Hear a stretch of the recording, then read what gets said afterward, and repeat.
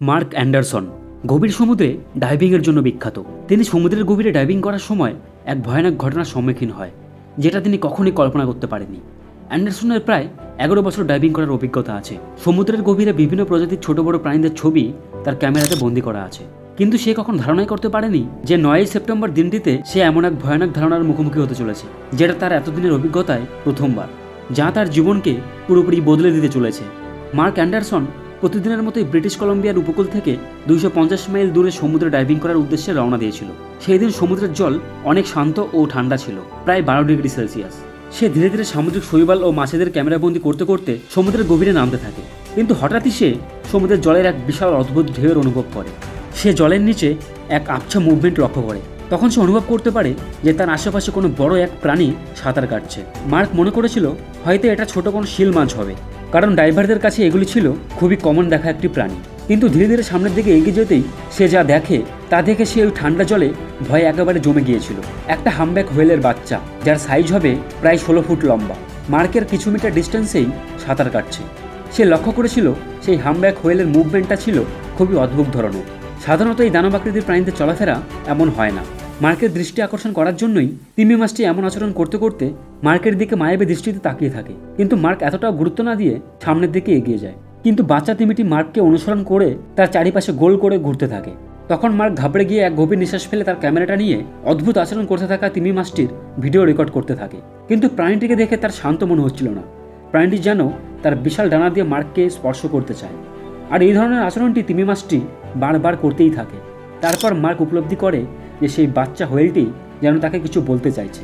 বারবার মার্কের চারিদিকে গোল হয়ে ঘোরার পরই হঠাৎ তিমি মাছটি তার দিক পরিবর্তন করে ফেলে আর 22 মিটার দূরে গিয়ে থেমে যায় এবং মার্কের দিকে ঘুরে তাকিয়ে থাকে, ঠিক যেন মার্ক তার দিকে এগিয়ে আসছে কিনা তা চেক করছে। মার্ক বাচ্চাটির কাছে গিয়ে দেখে তার চোখটি যেন ইমোশনে ভরা, যেন মার্ককে ডেকে নিয়ে গিয়ে কিছু দেখাতে চায়। তখন মার্কের কৌতূহল বেড়ে যায়, জীবনের ঝুঁকি নিয়ে তাকে ফলো করা শুরু করে। তারা উপকূল থেকে বহু দূরে নর্থের দিকে চলে যায়।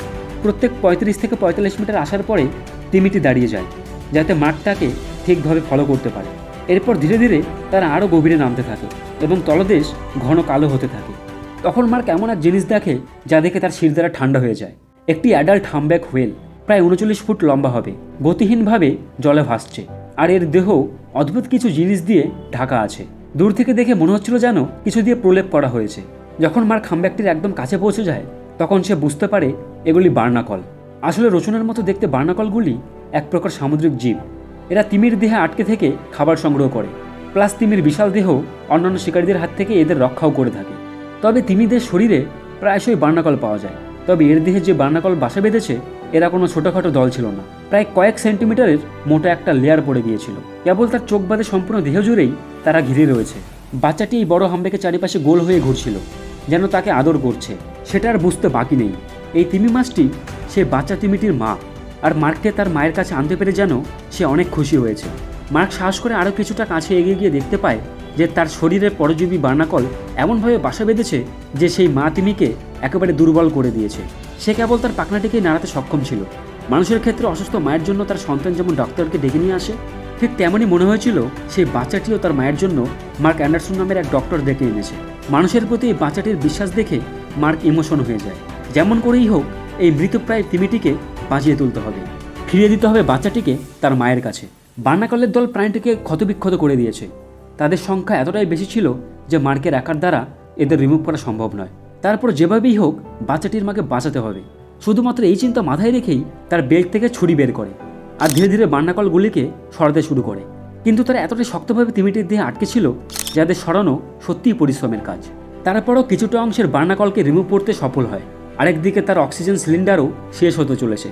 দ্রুত তাকে অক্সিজেনও নিতে হবে, নাহলে সে নিজেই বাঁচতে পারবে না। তাই তখন সে দ্রুত উপরে উঠে আসে, আর সে বোটে ফিরে এসেই কোস্টাল মেরিন রেস্কিউ টিমের সাথে কন্ট্যাক্ট করে আর সম্পূর্ণ ঘটনাটা ব্যাখ্যা করে জানায়। মার্কের কাছ থেকে সবটা জানার পর তাকে 1 ঘন্টা অপেক্ষা করতে বলে। আর ইতিমধ্যেই মার্ক অক্সিজেন নিয়ে আবার জলে ডুব দেয় এটা চেক করতে যে সেই তিমিগুলো সেখানে আছে কিনা। আর মার্ক যখন নিচে নেমে আসে তখন সে পুরো হতবাক হয়ে যায়। বাচ্চা আর মা সেই জায়গাতেই রয়েছে। বোধহয় তারা বুঝতে পেরেছিল যে মার্ক হয়তো নিশ্চয়ই তাদের জন্য সাহায্য নিয়ে আসবে। এর মধ্যে রেস্কিউ টিম সেখানে পৌঁছে যায়। তাদের মধ্যে টোটাল 7 জন ক্রিউ মেম্বার ছিল। 4 জন ছিল রেস্কিউ স্পেশালিস্ট, 1 জন আচরণ বিশেষজ্ঞ আর 2 জন চিকিৎসক। মার্কের দিক নির্দেশনে তারা দ্রুত আরও 2 জন ড্রাইভার সহ সমুদ্রের গভীরে যায়। তারা বার্নাকল রিমুভ করার জন্য যেই হাতিয়ারগুলি ব্যবহার করছিল সেগুলি মার্কের ছুরির থেকেও অনেক উন্নত কার্যকর ছিল। এর সাহায্যে সেই তিমিটির চামড়ার কোনো ক্ষতি না করে কোনোরকম কোনো আঘাত না দিয়ে খুব ভালোভাবেই বার্নাকলগুলিকে রিমুভ করছিল। তবে কাজটি করতে অনেক সময় লাগছিল, তাই প্রতি ঘন্টায় তারা তাদের অক্সিজেন ট্যাঙ্ক চেঞ্জ করছিল। যখন বার্নাকলগুলি সম্পূর্ণভাবে রিমুভ করে ফেলা হয় তখন চিকিৎসকরা তিমিটিকে ভালোভাবে পরীক্ষা করে, আর তারা জানতে পারে এর পেটের ভিতরে আশ্চর্যজনক কিছু জিনিস রয়েছে। তারা সিদ্ধান্ত নেয় যে যত তাড়াতাড়ি সম্ভব তিমিটিকে অপারেশন করতে হবে। তিমিটিকে অপারেশনের জন্য ট্র্যাক বোটের সাহায্যে একটি সামুদ্রিক চিকিৎসা সেন্টারে নিয়ে আসে। তাদের কাছে এটি ছিল খুবই রিস্কি একটা অপারেশন, কারণ তিমিটি ছিল খুবই দুর্বল, এতটাই দুর্বল যে তিমিটি মারাও যেতে পারে। অপারেশন করাকালীন তারা তিমিটির পেট থেকে এমন এক জিনিস বের করে যা তারা সবাই দেখে চমকে ওঠে। একটি বড় বিষাক্ত কেমিক্যাল দিয়ে ভরা ইন্ডাস্ট্রিয়াল ফিশিং নেট তিমিটির পেট থেকে বের করা হয়। তখন তারা ল্যাবে এই নেটটিকে পরীক্ষা করে। তখন তারা জানতে পারে এই ফিশিং নেটটিকে ট্রিবিউটাইরিন নামক এক বিষাক্ত কেমিক্যাল দিয়ে প্রলেপ দেওয়া হয়েছিল। যখন তিমিটি এই নেটটিকে গিলে নেয় তখন সেই কেমিক্যাল তার পাকস্থলীর অ্যাসিড দ্রবীভূত হতে শুরু করে, আর বৃষ্টি তার রক্তের মাধ্যমে সারা শরীরে ছড়িয়ে গিয়ে তার গোটা শরীরটিকে পিষিয়ে তোলে। ধীরে ধীরে তার সমস্ত অর্গানকে নষ্ট করতে থাকে, যাকে বলা হয় স্লো পয়জন। শুধু একবার ভেবে দেখুন, আপনার পরিত্যক্ত জিনিস যেখানে সেখানে ফেলে দেওয়ার কারণে অবুঝ প্রাণীদের কতটা ক্ষতি হতে পারে। 2000 সালে এই কেমিক্যাল দেওয়া নেটটির ওপর ব্যান লাগানোর পরেও মানুষের সাহায্যে ফিশিং করে যাচ্ছে। ইতিমধ্যেই তিমিটির লিভার সাধারণের চেয়ে অনেক বড় হয়ে গেছে। এছাড়াও তার কিডনির অবস্থাও খুবই খারাপ এবং রোগ প্রতিরোধের ক্ষমতাও কমে গেছে। প্লাস বার্নাকলের দল তার গোটা স্কিনে ইনফেকশন করে তুলেছে। কিন্তু এই কঠিন পরিস্থিতিতেও তিমিটি লড়াই করে বেঁচেছিল।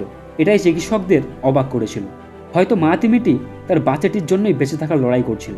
যদিও বাচ্চাটি খুবই বুদ্ধিমান ও সাহসী ছিল, তাই তো সে জীবনের পরোয়া না করে মানুষের কাছে সাহায্য ভিক্ষা চাইতে এসেছিল তার মাকে বাঁচানোর জন্য। অপারেশনের পর পরবর্তী 3 সপ্তাহের জন্য চিকিৎসকরা তিমিটির রিকভারির জন্য একটি পুলে রেখে দেয়, আর এখানে মার্ক তাকে প্রতিদিন দেখতে আসতো।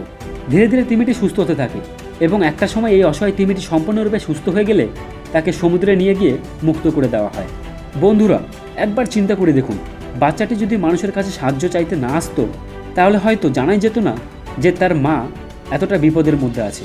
শেষ পর্যন্ত মার্কের সাহসিকতার জন্য তার মা যেন এক নতুন জীবন ফিরে পায়।